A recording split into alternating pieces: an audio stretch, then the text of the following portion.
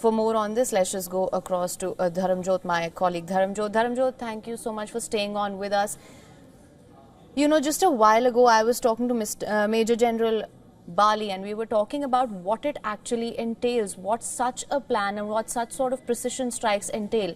And that right now, Dharamjot, was on full display. We heard the two officers as well who have detailed the plan, detailed the Operation Sindoor that was launched at 1:44 a.m. this morning. Absolutely, Haim, and we haven't really seen anything like this in the past. You know, we've heard of surgical strikes done before.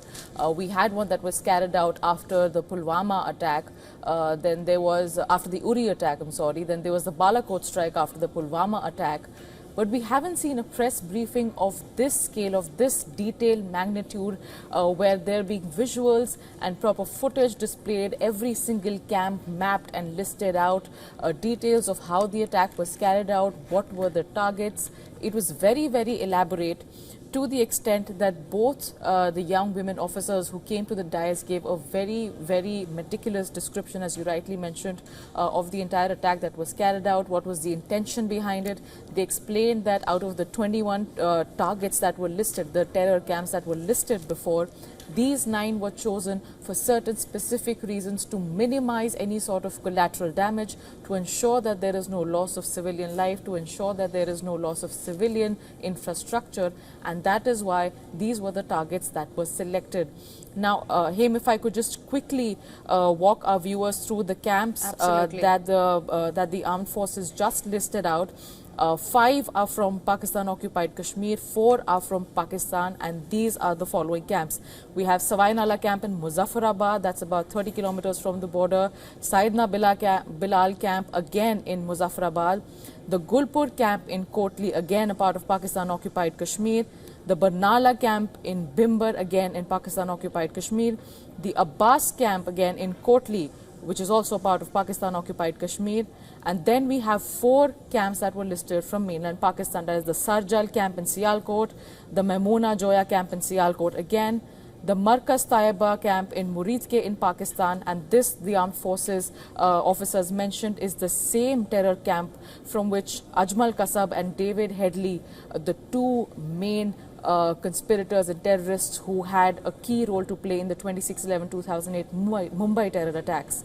And finally, the Markaz Subhanallah camp in Behlpur in Pakistan. So these are the terror camps that were clearly identified, isolated, where these joint operations were carried out at 1:44 a.m. today. Right, Dharamjot, absolutely. In fact, it just goes to show how much India is prepared. We've been talking about this. India's preparedness is on full display. We've been seeing a lot of saber rattling from the Pakistani side. We've been seeing a lot of inflammatory comments that have been coming in from the Pakistani side as well. We've seen, in fact, 12 whole nights of ceasefire violations. Last night, of course, being very, very different. From the name, Operation Sindoor. Then, of course, we had 2 young women officers that briefed the world media. Colonel Sophia Qureshi, Wing Commander Vyomika Singh, who conducted the briefing, who've given us, who've laid out the plan as to how this was done as well. Important to note, 9 terrorist camps targeted and destroyed. The selection of these targets were taken from credible intelligence, locations selected to avoid damage of civilian infrastructure and civilian life. Everything was planned to the T, as of course one would expect. On the Pakistani side, however, we see the response, it's been botched. It appears to be a narrative battle for them at this point. We've been seeing fake news reports that are coming in. Also, we saw how Pakistan has been engaging in cross-border violations, targeting civilians. Just the contrast of the 2 responses, Dharamjot, that pretty much gives us an understanding of how things are at the moment. What's your take on that, Dharamjot? Well, you're absolutely right, Haim. And the fact that the contrast in the 2 stances between India and Pakistan, this is not the first time we're seeing it.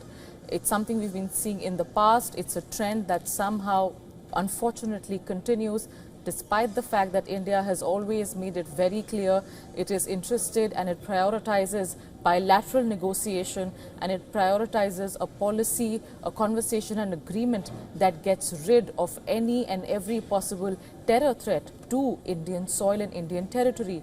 Now, Pakistan, again, it has been playing victim in the entire case, not just for the Pahalgam attack, but also the previous terror attack.